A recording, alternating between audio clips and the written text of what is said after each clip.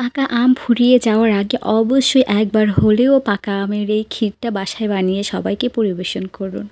আশা করছি সবার অনেক বেশি ভালো লাগবে। আইসক্রিমের বদলে অবশ্যই একবার হলে এটা ট্রাই করবেন। হ্যালো এভরিওয়ান, আসসালামু আলাইকুম। আপনারা দেখছেন এসএস কুকস কর্নার বিড়ির সাথে আছি আমি জান্নাতুন নাইম। আমার রেসিপিগুলো যদি আপনাদের কাছে একটুও ভালো লেগে থাকে তাহলে অবশ্যই সাবস্ক্রাইব করে পাশে থাকবেন, আর পাশে থাকা নোটিফিকেশন বেল আইকন অন করে রাখবেন, তাহলে আমার ভিডিও আপলোড করার সাথে সাথে আপনার কাছে নোটিফিকেশন পৌঁছে যাবে। আজকে এই পাকা আমের ক্ষীর তৈরি করার জন্য আমি এখানে নিয়েছি 2টি পাকা আম। এবারে আমের খোসা ছাড়িয়ে এর থেকে পিউরিটা আলাদা করে ব্লেন্ডারে ব্লেন্ড করে একটা স্মুথ পিউরি বানিয়ে নিব। দ্যাটস এনাফ, বেশি কিছু করতে হবে না, শুধু আমের স্মুথ একটা পিউরি বানিয়ে নিলেই হবে। এই যে দেখতে পাচ্ছেন, আলহামদুলিল্লাহ আমার পিউরিটা খুব সুন্দর এবং স্মুথ হয়ে গেছে।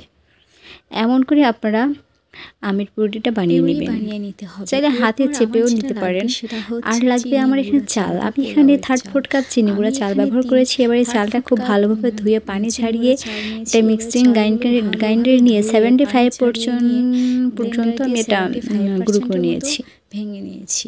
একদম বেশি গুঁড়ো করা যাবে না, 75% পর্যন্ত গুঁড়ো করলে হবে। এবার চলে একটা হাঁড়ি বসিয়ে দিয়েছি, তাতে দিয়ে দিয়েছি 4 কাপ লিকুইড দুধ। আমি এখানে ফুল ক্রিম লিকুইড দুধটা ব্যবহার করেছি, আপনারা চাইলে এখানে গুঁড়ো দুধটা ব্যবহার করতে পারেন পানির সাথে গলিয়ে।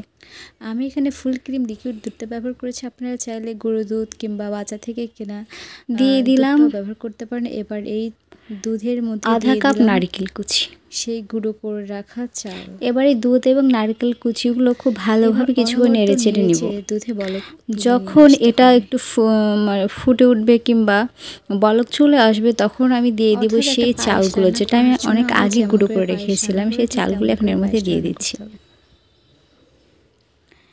দিয়ে দিচ্ছি স্বাদ মতো লবণ বা 3/4 টিস্পুন সল্ট বা স্বাদ মতো লবণও বলতে পারেন। এবার খুব ভালোভাবে মিশিয়ে নিয়ে ততক্ষণ পর্যন্ত জাল করব যতক্ষণ পর্যন্ত না চালগুলো ফুটে যায়। চালগুলো ফুটে ওঠার পর আমি দিয়ে দিচ্ছি এখানে 5 টেবিল চামচ বা আধা কাপ চিনিও বলতে পারেন। আমি এখানে টেবিল চামচ ব্যবহার করেছি, চাইলে এখানে আধা কাপ চিনি ব্যবহার করতে পারবেন। এবার কি করতে হবে, এবার এই চিনিগুলো গলে যাওয়া পর্যন্ত এবং চিনি থেকে যে এক্সট্রা পানি ছিল সেটা শুকিয়ে না যাওয়া পর্যন্ত আমি এটা জাল করতে হয়ে থাকি। সো এখানে বেশি চিনি দেওয়ার প্রয়োজনই পড়ে না।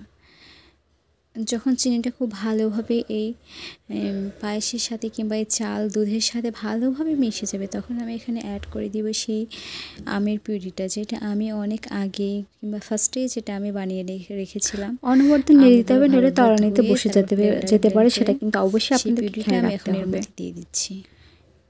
এই পর্যায়ে আমি দিয়ে দিচ্ছি আগে থেকে তৈরি করে রাখা আমের পিউরি। আমের পিউরিটা দেওয়ার পর এটা বেশিক্ষণ জাল করতে হবে না, জাস্ট 5 মিনিট এটা জাল করে নিব। এরপর এটা চুলা থেকে নামিয়ে নিব। তার আগে কিন্তু এটা খুব ভালোভাবে মিশিয়ে নিতে হবে। অবশ্যই খেয়াল রাখবেন যেন চারপাশের ক্ষীরটা যেন আমের পিউরির সাথে খুব ভালোভাবে মিশে যায়। এই যে দেখতে পাচ্ছেন আমি খুব ভালোভাবে মিশিয়ে নিয়েছি, সমান করে চারদিক থেকে মিশিয়ে নিব।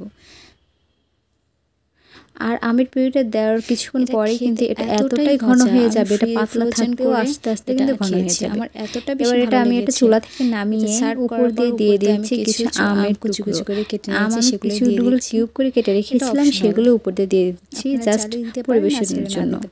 এটা আপনারা চাইলে স্কিপও করতে পারেন। আমার ছোট মেয়েটা এত বেশি পছন্দ করেছে, এই যে দেখতে পাচ্ছেন। এটা রেফ্রিজারেটরে রাখার পর পরিবেশন করলে এত বেশি মজা লাগবে, আপনার আইসক্রিমের কথা ভুলে যাবেন। এই আমের মৌসুমে অবশ্যই একবার হলেও এই আমের পিউরিটা বাসায় ট্রাই করবেন। ভালো লাগলে অবশ্যই সাবস্ক্রাইব করবেন। আল্লাহ হাফেজ।